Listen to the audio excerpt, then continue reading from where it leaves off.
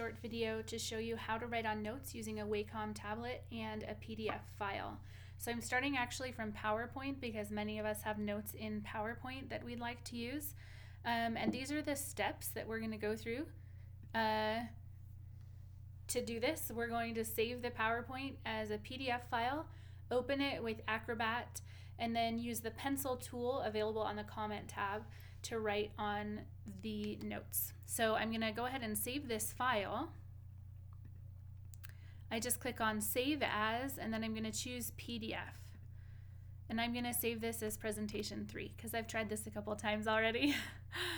So I'm exporting it as Presentation 3, and now I'm going to go over to Adobe, and I'm going to open Presentation 3 from my desktop.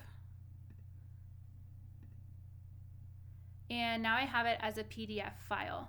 What I'm going to do is click on the Comment tab, and I'm going to use the pencil. And I have my Wacom tablet. It comes with a little pencil. As I bring the pencil close to the surface, it acts just like a mouse. So I'm not touching the surface, but you can see I can move it around and use it as sort of a cue. And the surface of the tablet sort of mirrors the surface of the screen. So if I go all the way down to the left side or all the way up to the right side, it's sort of the whole surface of the screen. And now using the pencil function, when I touch down on the tablet, now I can write. Handwriting isn't awesome, but it works pretty okay. And when you're recording this, you can also save the file in Acrobat, and that'll save the notes that you've written so you could post it on your learning management system. In here, you just use the arrows to go between slides. And so you could go down to the steps, and you can, circle things or highlight things that you want to talk about. You can write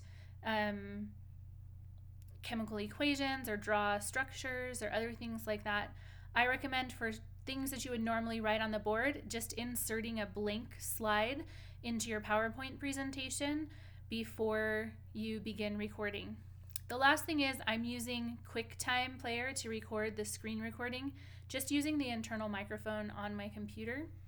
And I have selected the whole screen because I wanted to show you that I was going in between different programs. But if I were doing this for my class, when I opened up QuickTime, I would actually just select the part of the screen. I can't do it right now because I have my pencil tool on.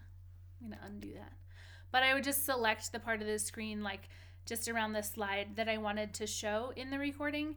And that way the rest of my screen wouldn't be showing. It would just be that one piece. So that sort of reduces the number of visual things that your students have to sort through to identify what's important if you can just focus on the piece that's important by sort of cropping your screen. And you can do that using QuickTime Player, just selecting the window that you want to show. Okay, that's all. Thanks, and good luck.